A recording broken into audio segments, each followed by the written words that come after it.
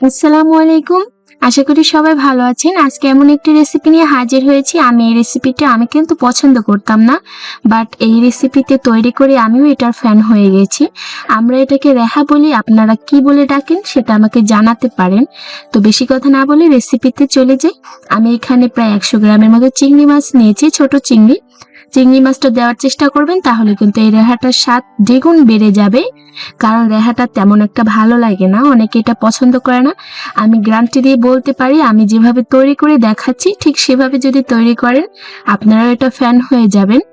তো প্রথমে চিংড়ি মাছ দিয়ে আমি কিন্তু সেটা একটু সেদ্ধ করে নিয়েছি লবণ দিয়ে।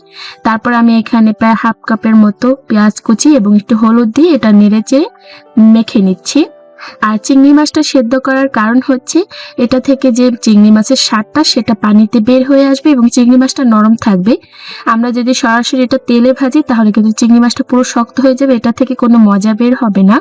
তাই চিংড়ি মাছটা আগে পানিতে একটু সেদ্ধ করে নেওয়ার চেষ্টা করবেন।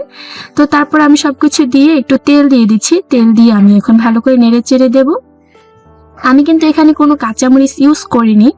প্রথম পর্যায়ে যদি কোনো কাঁচামরিচ ইউজ করি তাহলে কিন্তু কাঁচামরিচটা একেবারে নরম হয়ে যাবে এবং থেতলে যাবে, গলে যাবে, যেটাকে আমরা বলি গলে যাবে। তাই আমি এখন কাঁচামরিচ ইউজ করিনি। আমার এটা যখন তেলটা উপরে চলে এসেছে দেখতে পাচ্ছেন, আমার কিন্তু এটা ভাজা হয়ে গেছে। এখন আমি কাঁচামরিচটা দিয়ে দিচ্ছি। কাঁচামরিচটা কিন্তু আমার শক্ত শক্তই থাকবে। আমি যদি প্রথম পর্যায়ে কাঁচামরিচটা দিতাম তাহলে একেবারে গলে যেত। তো আমার কিন্তু সবকিছু ভালো করে কষানো হয়ে গেছে। এখন আমি একটি ডিম দিয়ে দিচ্ছি। এখানে চিংড়ি মাছ এবং ডিম, যদি আপনাদের হাতের কাছে না থাকে ডিমটা, তাহলে ডিমটা স্কিপ করতে পারেন।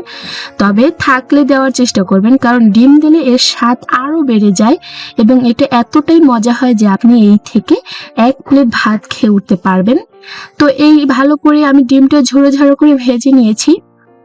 তো আমার কিন্তু ভাজা হয়ে গেছে। এখন আমি রেহাগুলো দিয়ে দিচ্ছি। আর আমি এখানে রেহাগুলো গোল গোল করে কেটে নিয়েছি এবং পাতলা পাতলা করে কেটে নিয়েছি। আর আপনারা এটাকে কি নামে ডাকেন প্লিজ আমাকে কমেন্টে জানাবেন। তো আমি এখন সবগুলো দিয়ে দিচ্ছি। এতে কিন্তু আমি কোনো পানি ইউজ করব না। পানি না ইউজ করে কিন্তু এর থেকে যে পানি বের হবে সেটাই যথেষ্ট। যদি পানি ইউজ করেন তাহলে কিন্তু এটা পাঞ্চে হয়ে যাবে। তারপরে যদি মনে করেন আপনাদের পানি লাগবে তাহলে একটু ইউজ করতে পারেন।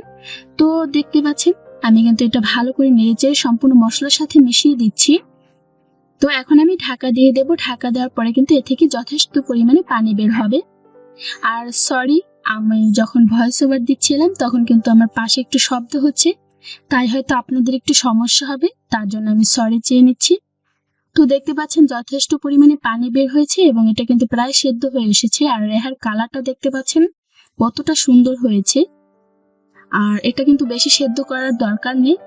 তো আমি এখন এরকম নেড়েচেড়ে উপরের মশলা নিচে এবং নিচের মশলা উপরে উঠিয়ে দিচ্ছি এবং ভালো করে নেড়েচেড়ে এটা আবার ঢাকা দিয়ে রেখে দেব।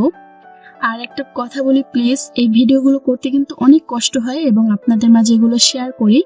যখন আপনারা লাইক এবং কমেন্ট করেন তখন কিন্তু সমস্ত কষ্টগুলো ধুয়ে মুছে যায়। তাই প্লিজ একটা সাবস্ক্রাইব করে বন্ধুদের মাঝে শেয়ার করে দিন, লাইক দিয়ে আমাকে উৎসাহ দিন। তো আমার কিন্তু রেসিপিটা তৈরি হয়ে গেছে। আমি মাঝে একটু ঢাকা দিয়ে রেখেছিলাম এবং লবণটা কিন্তু চেক করে নেবেন। তারপরে আমি এখানে কিছু ধনেপাতা দিয়ে দিচ্ছি। ধনেপাতাটা যদি আপনাদের হাতের কাছে না থাকে তাহলে স্কিপ করতে পারেন, তবে দিলে কিন্তু খুব সুন্দর একটা ফ্লেভার আসে। তো আমরা কিন্তু নেড়েচেড়ে উঠিয়ে নেব। আমার কিন্তু এটা রান্না শেষ। যদি ভিডিওটি ভালো লাগে একটা লাইক দিয়ে আমাকে উৎসাহ দেবেন, কমেন্ট করে জানাতে পারেন আপনাদের মতামত। আর যদি ভালো ভালো ভিডিও পেতে চান প্লিজ পাশের বেল আইকনটি অন করে রাখবেন, তাহলে আমি যখনই ভিডিও আপলোড করব আপনারা পেয়ে যাবেন। আশা করি আপনাদের কাছে ভালো লেগেছে। দেখা হবে নেক্সট এপিসোডে। ভালো থাকবেন সবাই। আসসালামু আলাইকুম।